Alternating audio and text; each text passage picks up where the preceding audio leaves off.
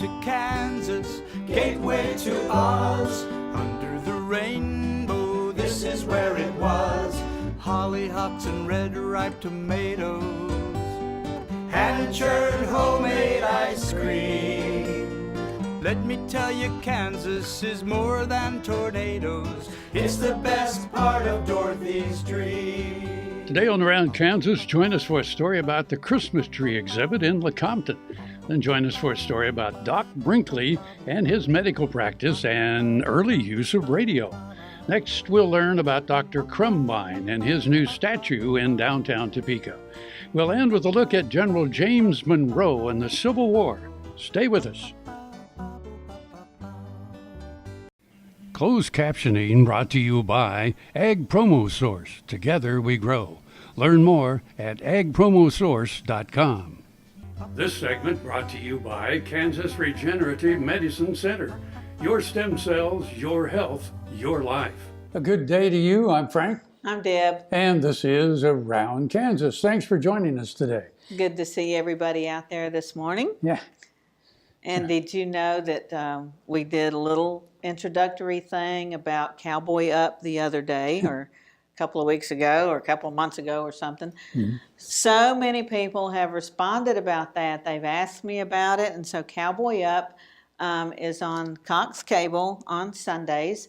So be sure and watch that. But if you can't get that, or if you're not at home, the simple thing is to go to YouTube. And so you can watch any of our shows on YouTube.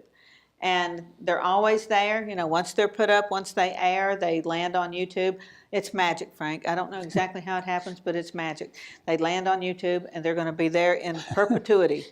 You know, in living color and perpetuity. They will be there. So you can... Good old perpetuity. Good old perpetuity, that's right. I like things in perpetuity. So, yeah, people, you can sit and you can binge watch, you know. You can binge watch Frank and me. Wouldn't that be cool? I mean, we binge watch NCIS, Dr. Jake and I do, but you can binge watch me and Frank. So, gee, isn't that exciting? Yeah, yeah. Here we are in the middle of November already. Good grief. And people are binge watching. God bless you.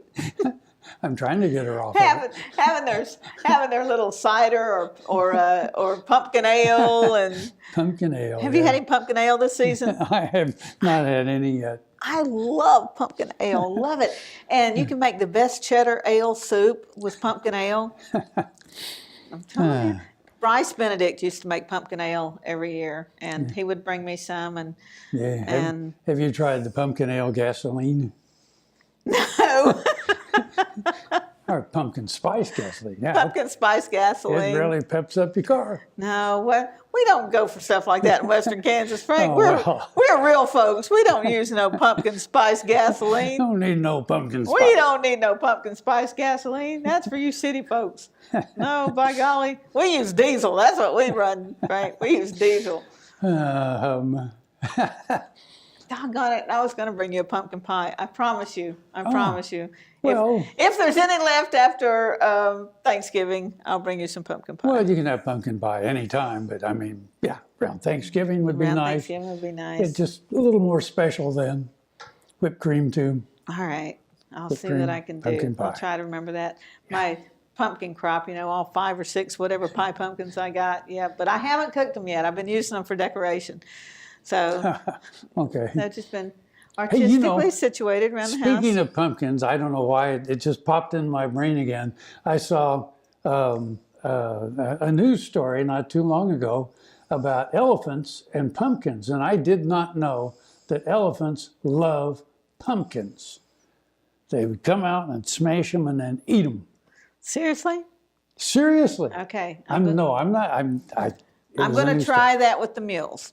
So okay. I will report back. I had no idea that elephants love pumpkins. When I am making pumpkin pies, I will take some out there to Minnie and Pearl and Jasper and see what they do. So we'll see if pumpkins have the same effect on mules as they do elephants. Mules are kind of like goats. They'll eat anything, aren't they? Pretty much. Yeah. Pretty much. All right. We'll be back.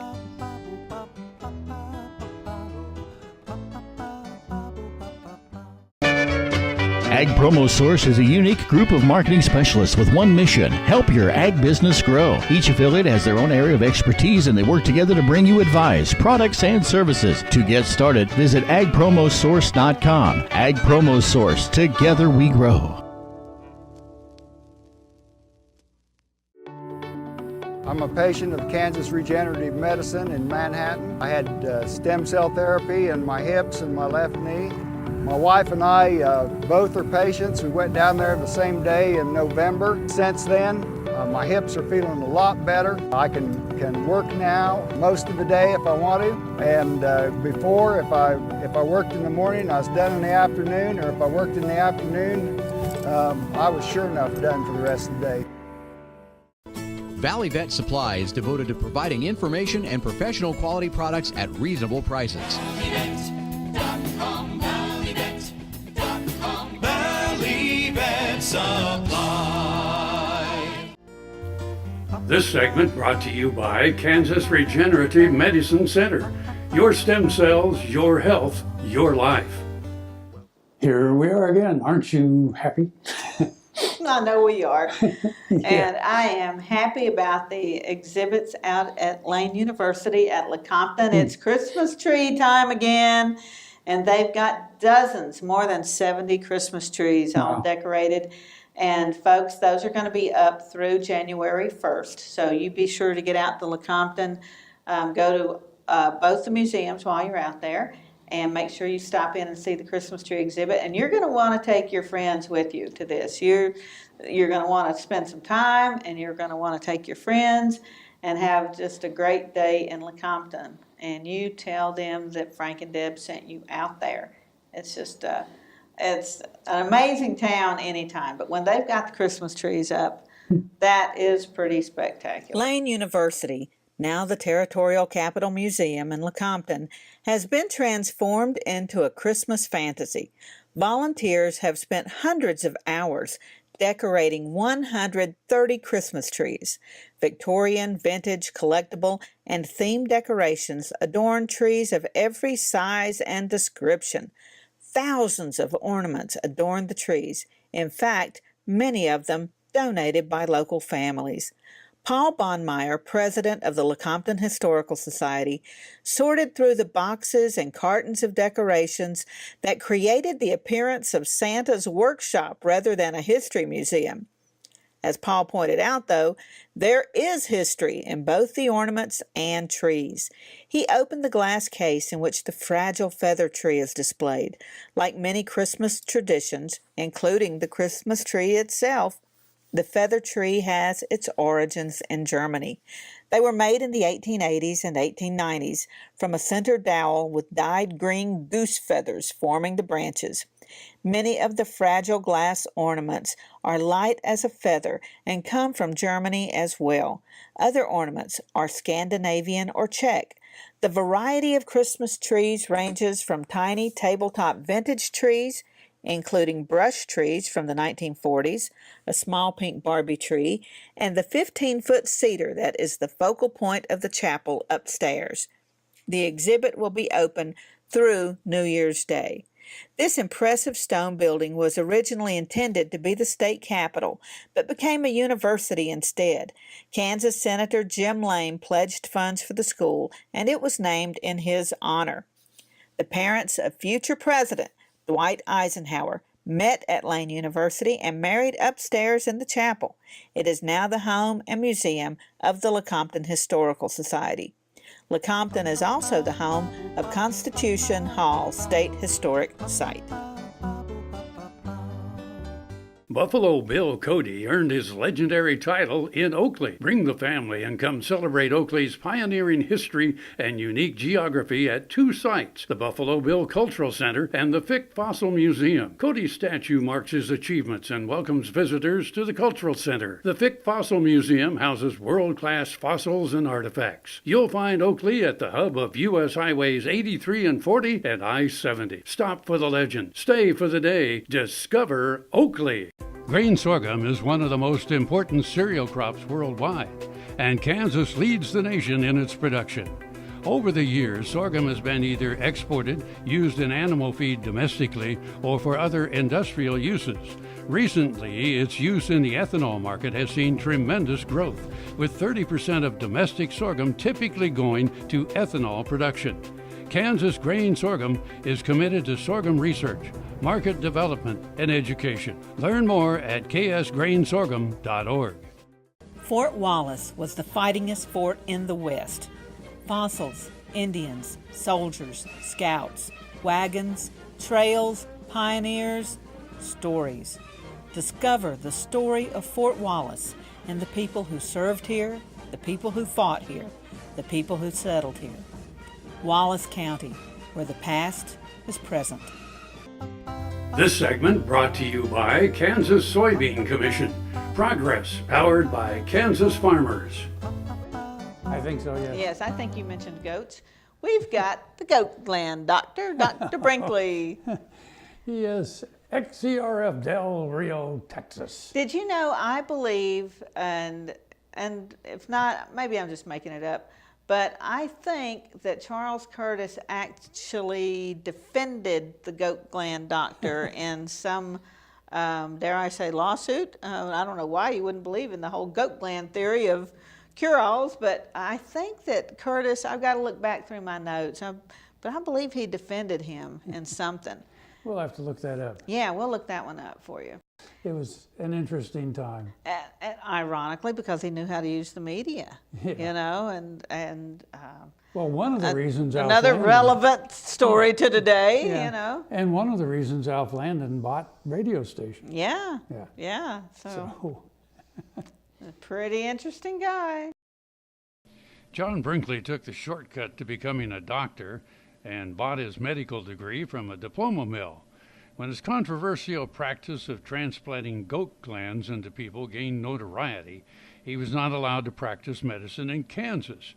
Not easily dissuaded, Brinkley launched a bid to become the governor of Kansas, a political position that would enable him to appoint his own members to the medical board and thus regain his right to practice medicine in the state.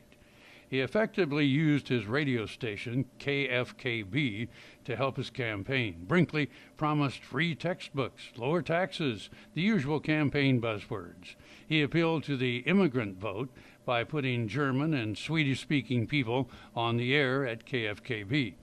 He enlisted a pilot with his own plane to deliver Brinkley in grand style at his campaign rallies. Brinkley proved adept at grabbing publicity and reportedly sent a goat to a news writer who challenged his credentials.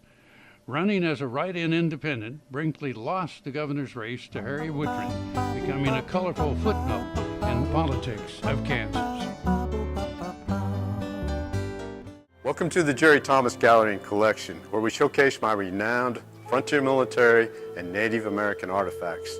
Behind me you see a touch of fall. We put together not only the beauty of Micah Highwalking, who is the first graduate of West Point of the Northern Cheyenne people and a dear friend, but also a Hudson's Bay blanket that I have here in the gallery. The unique opportunity that I was able to have was we unveiled this painting and surprised Micah at Custer Battlefield, a true honor. Are your cows practical or profitable? If you want them to be both, then come to the Dale Banks Angus Bull Sale Saturday, November 18th near Eureka, Kansas. Selling 130 hard-working, balanced straight bulls developed in the rugged Flint Hills. For 113 years, the Perriers have been providing practical, profitable genetics to cattlemen nationwide. Join us November 18th or bid online at liveauctions.tv. Call the Perriers at 620-583-4305 or dalebanks.com. As fourth-generation farmers themselves, Heinen Brothers Ag Service understands the risk and rewards of farming. So when it comes to quality aerial and ground application, fertilizer, ag chemicals, and anhydrous ammonia, call Heinen Brothers Ag today, 800-760-4964. KFRM is one of the largest farm radio stations in the nation, dedicated to informing and entertaining rural listeners from northern Oklahoma to southwestern Nebraska. You can catch KFRM in many ways, of course, 550 on the AM dial, streaming at kfrm.com, or on your smartphone by going to the TuneIn Radio app, or on Ag AM in Kansas on Tuesdays and Facebook every day of the week. KFRM, tune us in. You'll be glad you did. This segment brought to you by Kansas Grain Sorghum, growers working together. Find out more at ksgrainsorghum.org. Speaking of doctors, we have some famous doctors. We have a lot of famous people in Kansas, but this one invented fly swatter. And the no spitting on the sidewalks. Yeah, don't spit on the sidewalk. Yeah. Yeah, so he's kind of like the father of public health. Yes. And Dr. Crumbine recently got a statue right across from the State House in downtown Topeka. And guess who the sculptor was on that statue? None other than my dear friend Carson Norton. And Carson Norton, Frank, you may recall, is starring in our documentary on Dr. Theophilus Turner, the surgeon in 1867 who discovered the plesiosaur. So Carson, whose whole family is so stinking talented you can't stand them. His dad is Charlie Norton, the sculptor who did the Buffalo Bill sculpture at Oakley, and his sister is a very talented artist. His mother's a very talented artist. They're just oozing talent over there, those Nortons. But yeah, he's the sculptor on this. Yeah. And so I'm so proud of Carson. Congratulations, Carson. And so we're going to take a look at the illustrious career of Dr. Crumbine. The Dodge City doctor who inspired the character of Doc Adams on Gunsmoke has been honored with a statue in front of the Kansas Institute of Health offices near the State House. Samuel Crumbine invented the fly swatter, battled the public drinking cup, and admonished us not to spit on the sidewalks. His descendant, Dennis Crumbine, attended the statue's dedication, as did biographer R. Alton Lee. The Institute's executive officer, Bob St. Peter, told the Capital Journal's Morgan Chilson, "I think that he approached health from a public health and a community perspective," he said. "He talked a lot about all of the other factors that influenced health, especially the health and well-being of children." Carson Norton of Norton Art Studios depicted the iconic figure atop a soapbox, his hat in his hand, obviously sharing an impassioned message with passers-by. Born in Pennsylvania in 1862, Crumbine came of age in a time when the nation was ravaged by consumption or tuberculosis. There was little understanding of the role of germs in spreading illness, but Crumbine knew that the only way to control the spread of disease was to stop people from sharing germs. Bricks were molded with the command, "Don't spit on the sidewalks," and he campaigned to replace public drinking cups and the roll towels, especially common in depot restrooms. The roll towel simply kept rolling, no matter how dirty it became, until replaced, defeating the purpose of hand washing. Crumbine served as executive officer of the State Board of Health in the early 20th century and then became dean of the Kansas Medical School. He later moved to New York City, but returned to Kansas often to lecture.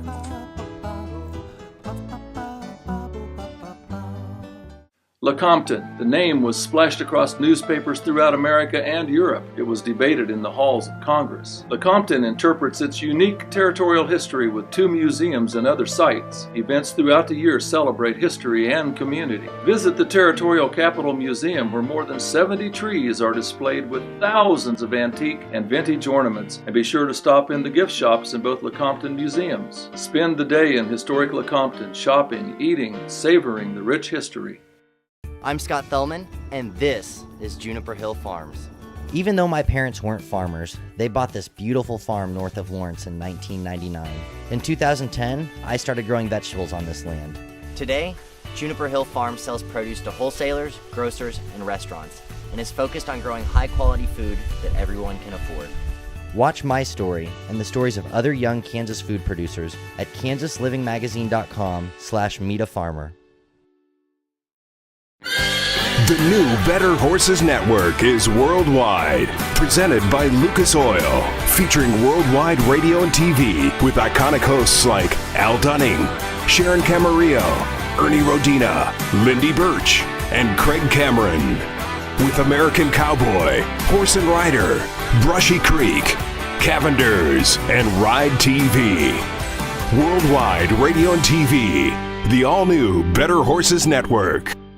Soil is the life of a farm, and for 25 years, Sure Crop Liquid Crop Nutrition has helped growers produce abundant quality crops while preserving and improving the soils they steward. Sure Crop offers complete soil and plant analysis with cropping recommendations, delivery direct to your on-farm storage, and quality crop nutrition custom blended for your field. Choose Sure Crop for the assurance of excellence for your soil. Call today or visit their website for more information. This segment brought to you by Kansas Farm Bureau, the voice of agriculture. To join today or more information, go to kfb.org or find us on Facebook and Twitter. So while Frank is reading the book, let me tell you about Mutual of Omaha. Yeah, while Frank wrestles the alligators. Brand new book. Okay, so we were on the Order of the Indian Wars bus tour, and sitting a seat or two behind me was Bob Lull. And no matter where you're seated on one of these tours, the people are so interesting.